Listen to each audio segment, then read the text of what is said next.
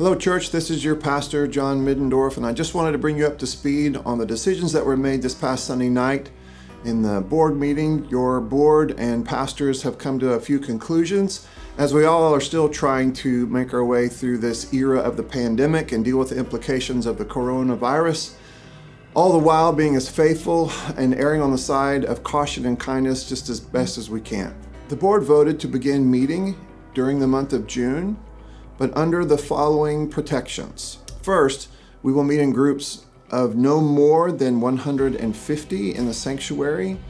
And that number 150 is not arbitrary. We have referenced the CDC recommendations and guidelines that have to do with physical distancing. And it turns out that we can keep a safe and healthy distance between family units and still put around 150 people in the sanctuary. We are asking that everyone wear a mask, and I would want to underscore here that wearing a mask is more for the other person's benefit than it is for your benefit.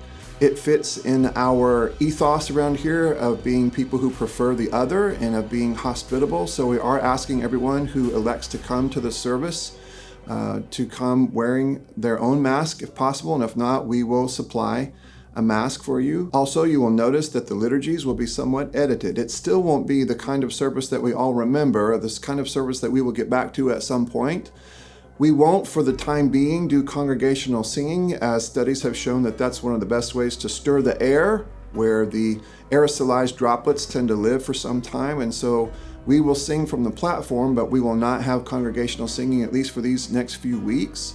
We will continue to fast the Eucharist, and we will not have a time of congregational greeting, and we will not gather around the altars, at least not for the next few weeks.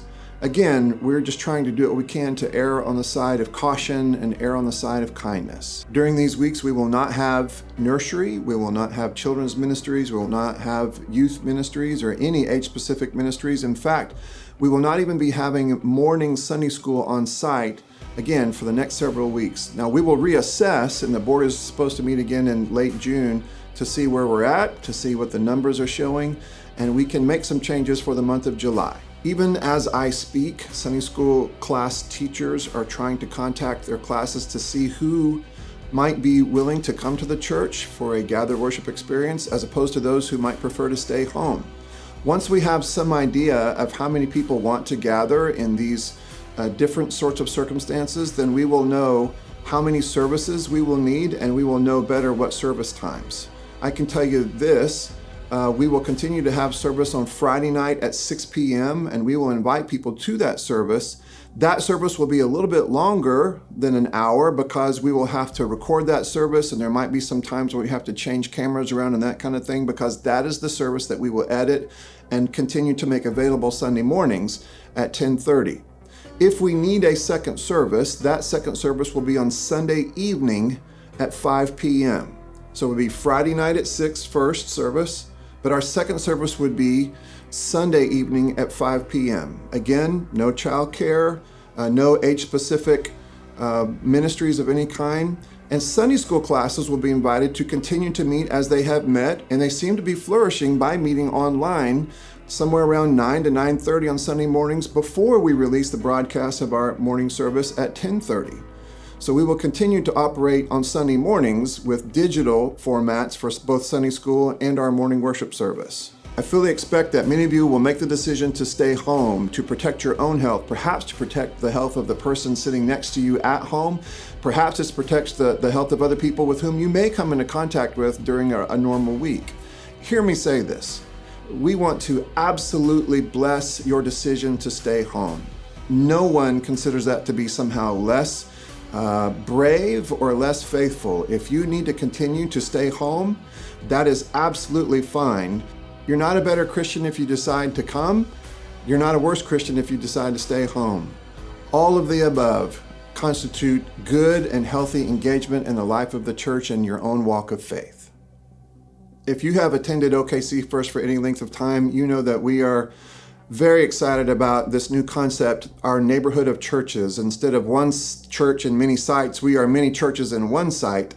And we have empowered Mike Laughlin and Aaron Bowlerjack to coordinate with all of those different congregations And we're going to do it for a couple of reasons: to find good times for them to worship together should they choose to do so, but also to help to make sure that we are all living underneath the same guidelines that the church board has spec'd out for the sanctuary congregation.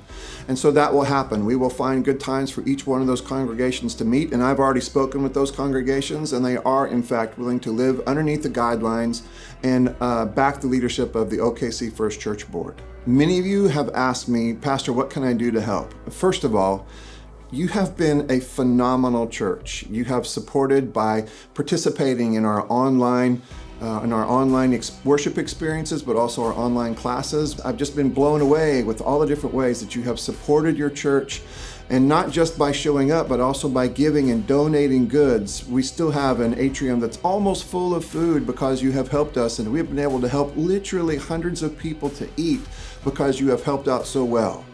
But still, what could you do from here? Well, first of all, you can please make sure that you indicate how you're going to be involved in the church services ongoing.